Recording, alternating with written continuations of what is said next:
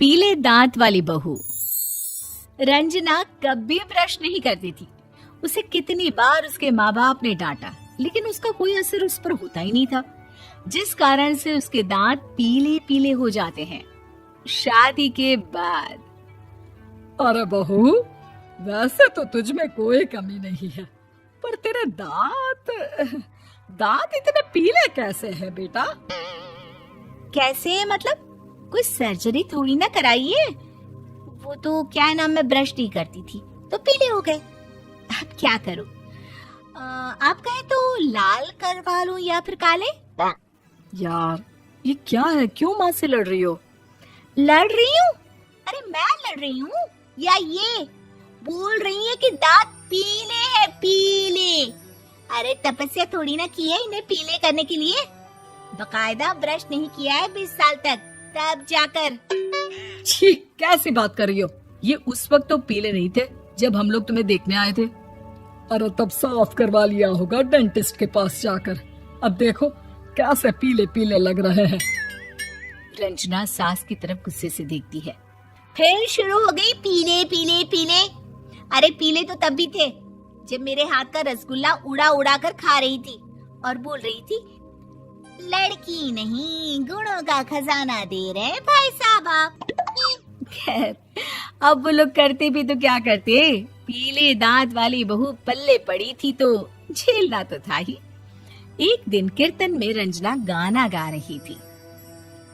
अरे कमला बहन, माँ का द्वार है, यहाँ तो सब शुद्ध होकर आते हैं, फिर अपनी बहू को ब्रश भी नहीं करवाती तुम। दूर से पीले पीले दांत भक्ति में बाधा उत्पन्न कर रहे हैं। अरे कोई 2 साल के बच्चे थोड़ी ना लेकर आई हूँ मैं बहू बनाकर। अच्छी खासी लड़की है, अरे कैसे करवाऊं ब्रश? ये तो उसे खुद करना चाहिए ना। अब माँ बाप तो इसके जैसे तैसे निपटा दिए, ये नहीं सोचा कि सास कैसे संभालेगी। सास बहू को लेकर घर आ जाती है, लेकिन सोच लेती है कि अब इसे लेकर कहीं नहीं जाएगी।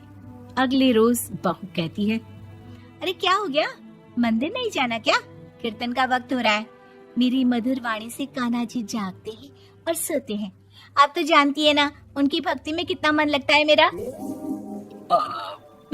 वो क्या है ना, तबीयत ठीक नहीं लग रही है मेरी, आराम करूंगी मैं।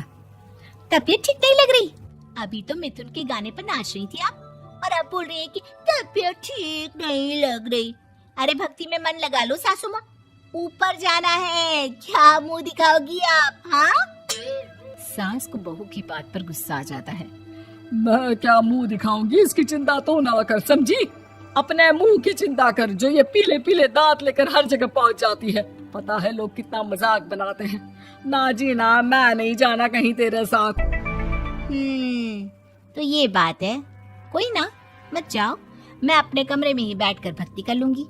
ऊपर वाला दांत थोड़ी ना देखता है, मन देखता है, भावना देखता है। और अरे बस बस, तू सब कुछ दिखा, बस ये सफेद चमकदार दांत ना दिखाना किसी को, है? जा यहाँ से। बहू को सास की बात का कोई फर्क नहीं पड़ता, वो तो जैसी थी वैसी ही रह जाती है। सुबह नहाकर किचन में खाना बनाना, फिर खाना खाना, कीर्तन भजन करना और सो जाना।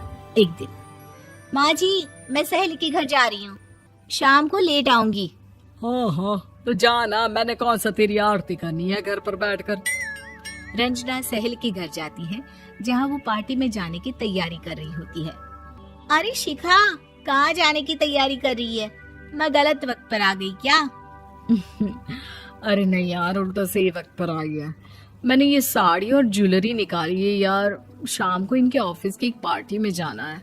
बताना कैसा लग रहा है ये सब? नहीं यार, इस ड्रेस के साथ तो वो वाली ज्वेलरी अच्छी लगेगी। हाँ हाँ सही बोल रही है, मैंने ध्यान ही नहीं दिया। वैसे तो हमेशा से मस्त फैशन सेंस रखती है। तो बड़ा जाती होगी ना पति के साथ पार्टी में। रंजना कुछ नहीं बोलती, बस सोचती है कि यार काश ये बात सही हो जाती, पर मैं क्यों नहीं जाती पार्टी में? क्या इन लोगों की कोई पार्टी होती नहीं होगी? रंजना घर आती है और रात में पति से सवाल करती है, एक बात बताइए, आप मुझे किसी पार्टी में क्यों नहीं ले जाते? क्या आपकी यहाँ ऑफिस में पार्टी नहीं होती? पति बेचारा क्या कहता कि दांत पीले हैं तुम्हारे इसलिए। अरे कोई पार्टी होती नहीं हम लोगों के ऑफिस में, तो कहाँ से लेकर जाऊं? और मार्केट, मॉल, कहीं वीकेंड घूमना, कहीं तो। अरे यार, सारे हफ्ते में एक छुट्टी मिलती है, तो सोचता हूँ कि आराम ही कर लूं। क्यों? रंजना मन मार के रह जाती है। पहले कभी सास के साथ मंदिर जाया करती थी, लेकिन वो भी सास ने ले जाना बंद कर दिया। घर बैठी बैठी रंजना बोर हो जाती है। तभी उसे आइडिया आता है और वो मायके जाने का सोचती है। सासू माँ, 2 दिनों के लिए मम्मी के घर जा रही हूँ। अच्छा अच्छा, ठीक है, आराम से जा।